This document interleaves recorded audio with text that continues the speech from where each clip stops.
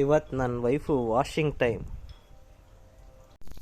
Already ನಾನು ಗಾಡಿ wash ಮಾಡಿ ಒಂದೂವರೆ ವಾರ ಆಗಿತ್ತು. ಇವತ್ತು ಫುಲ್ಲು ಕ್ಲೀನ್ ಮಾಡ್ತಾಯಿದ್ದೀನಿ. ಫುಲ್ ವಾಷಿಂಗ್ ಇವತ್ತು.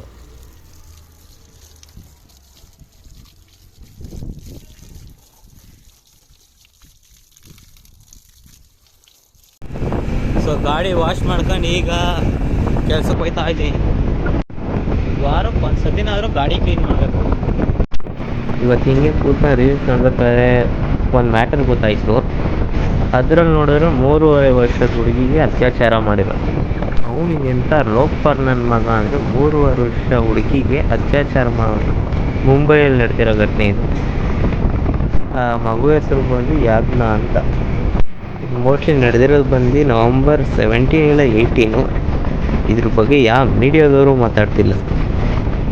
ಇದ್ರ ಬಗ್ಗೆ ಅಲ್ಲಿರೋ ಪಬ್ಲಿಕ್ ಮಾತ್ರ ಹೋರಾಟ ಮಾಡ್ತೈತೆ. ಯಾವ ಥರ ಬ್ರೂಟಲ್ ಆಗಿ ಸಾಯಿಸೋನೆ ಅಂದರೆ ಕಲ್ತಾನ ತಲೆ ಜಡ್ಜ್ ಹಾಕೋನೆ ಗೋಳಿ ಮಗ. ನಿಜ ಹೇಳ್ಬೇಕು ಅಂದರೆ ಈಗ ಆ ಮಗು ಜಸ್ಟಿಸ್ ಬೇಕು. ಇನ್ನು ನಮ್ಮ ಇಂಡಿಯನ್ ಗೌರ್ಮೆಂಟ್ ಅದೇನು ಮಾಡ್ತೈತೆ, ಇದನ್ನು ಆದಷ್ಟು ಶೇರ್ ಮಾಡಿ ಜಸ್ಟಿಸ್ ಕೊಡಿಸಿದೆ ಆ ಹುಡುಗಿಗೆ.